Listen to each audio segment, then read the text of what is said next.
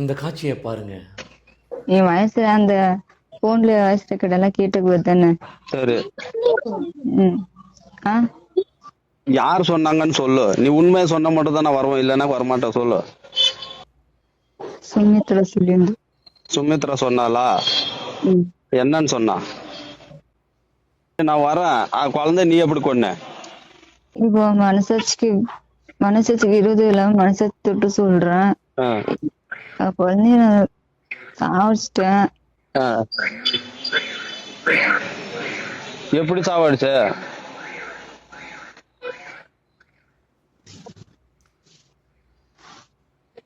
ஒண்ணும் பண்ணல நானு. எதுவுமே பண்ண வேணா வாய் மேல வச்சு அவ்வளவுதான். வாய மூச்சை பிடிச்சி சாவடிச்சிட்ட.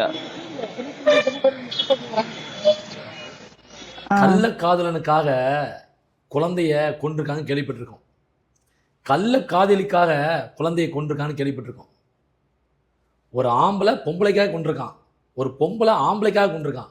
ஆனா பொம்பளைக்காக பெத்த புள்ளைய கொண்டதை இப்பதாங்க முத நான் கேள்விப்படுறேன்.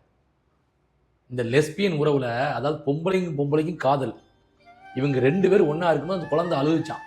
அதுக்காக பெத்த புள்ளைங்க, சின்ன பச்சை புள்ளைங்க கொண்டிருக்காங்க. இந்த வீணா போன, என்ன சொல்றதுன்னு தெரியல எனக்கு. கெட்ட வார்த்தையா வாயில வருது.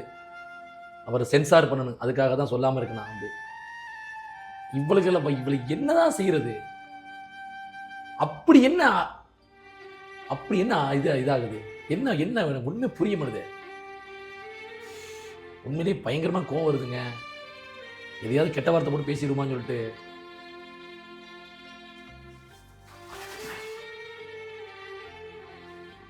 உனக்கு வந்து பிடிக்கலையா, அதை போய் நீ எங்கிட்டாவது ஓடி போயிரு.